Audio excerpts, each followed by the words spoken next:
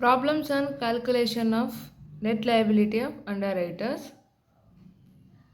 XYZ company issued 18,000 equity shares. Total 18,000 sharesನ issue ಮಾಡ್ತಾರೆ XYZ company of 100 each. The issue was fully underwritten by ABC equally. ಇಲ್ಲಿ ನೋಡಿ fully under return ಅಂದರೆ ಇದು ಬಂದುಬಿಟ್ಟು complete underwriting ಬರುತ್ತೆ. Applications were received 16,000. Application were received 16,000 ಇದು unmarked application find out ಮಾಡೋಕ್ಕೆ use ಆಗುತ್ತೆ. Out of which marked applications were as under A is equal to 6,000 shares, B is equal to 4,000 shares and C is equal to 3,000 shares. Total marked application 6,000 plus 4 10 plus 3 13,000 marked application ಆಗಿರುತ್ತೆ. Determine the net liability payable to each underwriters. ಇದು format ಬಂದುಬಿಟ್ಟು statement showing net liability of underwriters. Particular 3 company ತೊಗೊಂಡಿರುತ್ತೆ, ABC underwriters 3 ಇರುತ್ತೆ. Total column ಒಂದು ತೊಗೊಬೇಕು. First gross liability.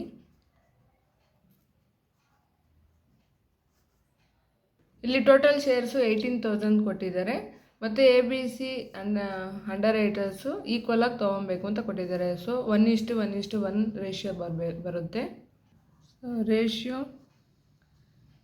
Is equal to 1:1:1.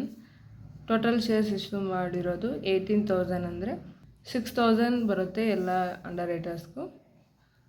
6,000 6,000 6,000 total 18,000. ಇದರಲ್ಲಿ less unmarked application.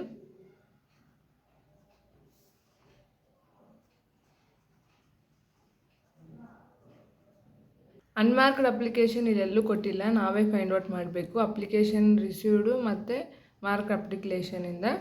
So unmarked application formula ಬಂದುಬಿಟ್ಟು total application received minus marked application ತಗೊಂಡ್ರೆ unmarked application ಸಿಗುತ್ತೆ ನಮಗೆ.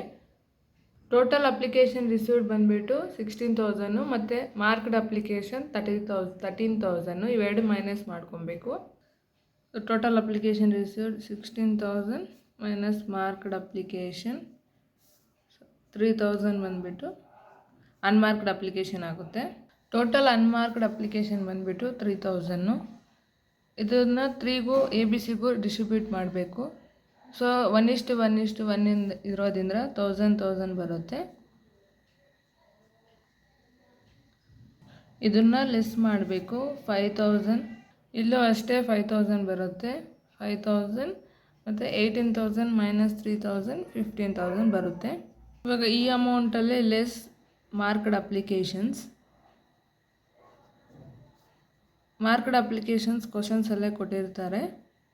Marked applications 6,000 shares, 4,000 shares ಮತ್ತು C ಬಂದುಬಿಟ್ಟು 3,000 shares. 6,000 shares, 4,000 shares, 3,000 shares, total 13,000 shares. ಇದನ್ನು less ಮಾಡ್ಕೊಬೇಕು. 5,000 minus 6,000 minus value ಬರುತ್ತೆ 1,000 negative value. 5,000 minus 4,000 1,000. 5,000 minus 3,000 2,000. 15,000 minus 13,000 2,000 ಬರುತ್ತೆ. ಇವಾಗ ನೆಗೆಟಿವ್ ಬಂದಿರೋ ವ್ಯಾಲ್ಯೂನ ನಾವು ಮತ್ತೆ ಡಿಸ್ಟ್ರಿಬ್ಯೂಟ್ ಮಾಡಬೇಕು. ಲೆಸ್ ಸರ್ಪ್ಲಸ್ ಆಫ್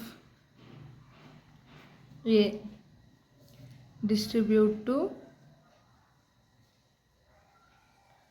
B ಮತ್ತು C, ಅದು 1:1 ರೇಷಿಯೋದಲ್ಲಿ. ಸೊ 1,000 ಇಲ್ಲೇ ನಿಲ್ ಬರುತ್ತೆ. 1,000 ಇವೆರಡು ಮತ್ತು B ಮತ್ತು Cಗೆ ಶೇರ್ ಮಾಡಿದ್ರೆ 1:1 ರೇಷಿಯೋದಲ್ಲಿ 500 ಬರುತ್ತೆ.